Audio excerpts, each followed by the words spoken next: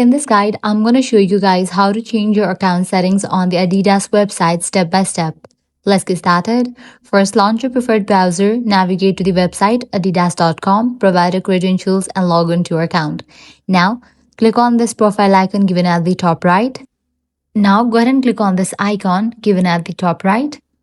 You'll be directed to this page. Under this, you're going to find different options such as personal information, address book, preferences, connected accounts.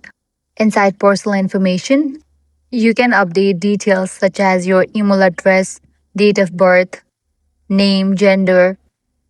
Likewise, navigate to this section, address book. From here, you are able to update your address in the account.